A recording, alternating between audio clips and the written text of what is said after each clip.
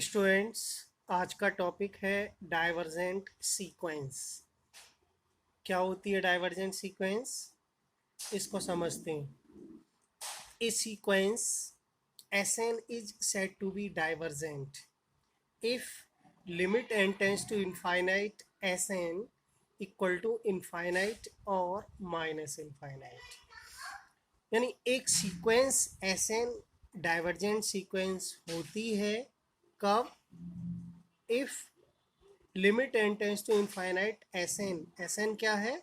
Sequence की nth term. जैसा कि आप जानते हैं, तो nth टर्म पर हमने लिमिट अप्लाई की एन टेंस टू इनफाइनाइट, और इसकी अगर वैल्यू, लिमिट वैल्यू कैसी आ जाए? इनफाइनाइट आ जाए या फिर माइनस इनफाइनाइट, तब हम कहेंगे कि सीक्वेंस डाइवर्जेंट है। कन्वर्जेंट के बारे में हमने बताया था। ठीक यही मेथड था कि हम उस पर भी Sn पर लिमिट अप्लाई करते और देखते कि अगर लिमिट फाइनाइट एंड यूनिक, ध्यान रखना है, फाइनाइट एंड यूनिक अगर लिमिट आती है, लिमिट वैल्यू, तब हम कहेंगे कन्वर्जेंट। और अगर इनफाइनाइट या माइनस इनफाइनाइट दोनों में से कोई सी एक आ जाती है, तब हम कहेंगे डाइवर्जेंट। ओके, तो ये हुआ आपका डाइवर्जेंट सीक्वेंस फाइंड आउट करने का फॉर्मूला। डेफिनेशन भी यही है। अब हम ये और पढ़ लेते हैं, oscillatory sequence. A sequence Sn is said to be oscillatory sequence if it is neither convergent nor divergent। अब कभी ऐसी कंडीशन आ जाए कि हम सीक्वेंस टेस्ट करते समय वो सीक्वेंस ना तो कन्वर्जेंट हो और ना ही डाइवर्जेंट, तब हम कहेंगे कि ये सीक्वेंस ऑसिलेटरी सीक्वेंस है। तो इसका मेथड भी यही है टेस्ट करने का, कि हम लिमिट अप्लाई करें और देखें तीनों में से कोई सी एक आएगी, या तो कन्वर्जेंट होगी। कन्वर्जेंट कब होगी? जब फाइनाइट एंड यूनिक होगी। अगर लिमिट वैल्यू इनफाइनाइट और माइनस इनफाइनाइट होती है, डाइवर्जेंट। अगर इनमें से कोई सी नहीं होती है, तब हम कहेंगे ऑसिलेटरी। तो कुछ क्वेश्चन सॉल्व करते हैं हम डाइवर्जेंट सीक्वेंस पर, ऑसिलेटरी और कन्वर्जेंट तीनों पर। तो देखते हैं। देखिए, क्वेश्चन नंबर 1 है, शो दैट द सीक्वेंस 3 की पावर n इज डाइवर्जेंट। यानी हमें प्रूफ करना है कि ये जो सीक्वेंस हमें गिवन है, जिसकी nth टर्म 3 की पावर n है, कैसी है? डाइवर्जेंट। तो गिवन दैट Sn से डिनोट किया हमने इसको, जनरली Sn से करते हैं, 3 की पावर n, या हम xn भी लिख सकते हैं, xn से भी डिनोट करते हैं। तो कोई भी सिंबल हो, कोई फ़र्क नहीं पड़ता। Sn इक्वल टू 3 की पावर n। अब हमें सीक्वेंस टेस्ट करनी है। देखिए, टेस्ट करनी है उसमें, चाहे वो कन्वर्जेंट हो या फिर डाइवर्जेंट हो या फिर ऑसिलेटरी सीक्वेंस, मेथड एक ही रहेगा। क्या?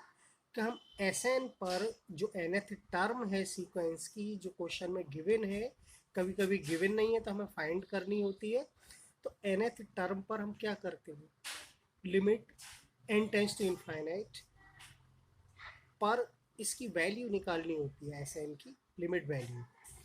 तो देखते हैं भाई, limit n tends to infinite 3 की पावर n, तो 3 की पावर n पर लिमिट अप्लाई करें। लिमिट के क्वेश्चन हमने पीछे सॉल्व किए हैं। कैसे करते हैं? डायरेक्ट देखते हैं। 3 की पावर n का मतलब n की जगह हम इनफाइनाइट लिख दें, तो 3 की पावर इनफाइनाइट हम जानते हैं इसकी वैल्यू कितनी होती है? इनफाइनाइट। तो सीक्वेंस कैसी हो गई? Divergent, simply. ओके, तो बहुत सिंपल क्वेश्चन है। आगे देखते हैं अगला क्वेश्चन।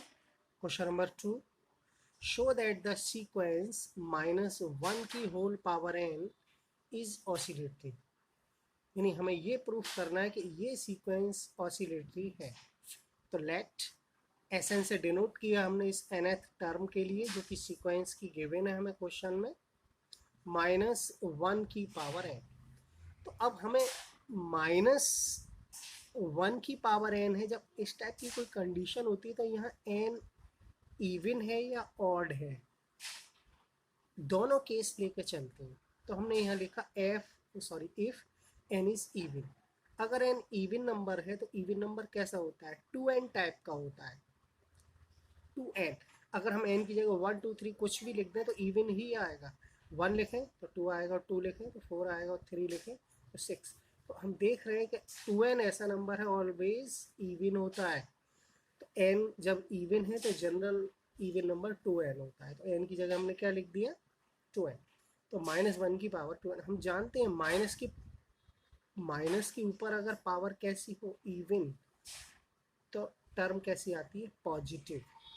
तो ये तो पॉजिटिव, और 1 की पावर 2n, 1 की पावर ऑलवेज एनी कुछ भी, 1 की पावर n 1 होता है। इसका मतलब इसकी वैल्यू क्या हुई, 1। अगर हम लिमिट अप्लाई करें n tends to infinite s to n, तो यहाँ n है ही नहीं, इसका मतलब यही रहेगी। तो यहाँ पर हमारी लिमिट वैल्यू आई एस एन की 1। ठीक है, ऑट के लिए देखते हैं, n इज ऑट। देखिए जब ऑट नंबर होता है तो 2n माइनस 1 लिखते हैं। क्यों लिखते हैं, इसका रीज़न भी है कि अगर हम n की वैल्यू 1 बाई 1 लिखते जाए, 1 2 3 4 5, तो 2n माइनस 1 कैलकुलेट करके ऑड आएगा ऑलवेज। आप चेक कर सकते हो, 2 इंटू 1 माइनस 1 1 आएगा, 2 इंटू 2 माइनस 1 3 आएगा। ओके, तो आप ध्यान रखिएगा, डायरेक्ट कहीं भी इवन या ऑड नंबर हमें जनरली लेने पड़े तो 2n लेते हैं, फिर 2n माइनस 1 लेते हैं। तो इसकी वैल्यू कितनी आएगी, ऑड नंबर के ऊपर अगर माइनस है, माइनस के ऊपर ऑड नंबर है, तो इसकी वैल्यू कैसी आती है, माइनस ही आती है, नेगेटिव आती है, इसलिए -1। अब 2n माइनस 1 ऑड नंबर है, कुछ भी हो, 1 की पावर और एनी कुछ भी 1 रहता है। ठीक है, लिमिट अप्लाई करेंगे तो -1 ही रहेगा, क्योंकि -1 के मल्टीप्लाई मतलब कुछ भी n का फंक्शन नहीं है ये, तो -1। तो हमने देखा कि जो लिमिट हमारी आई है वो फाइनाइट तो आई है, लेकिन यूनिक नहीं है, तो कन्वर्जेंट नहीं है। ठीक है, कन्वर्जेंट नहीं है। अब डाइवर्जेंट के लिए चेक करते हैं, लिमिट इनफाइनाइट आनी चाहिए या माइनस इनफाइनाइट, वो भी नहीं है।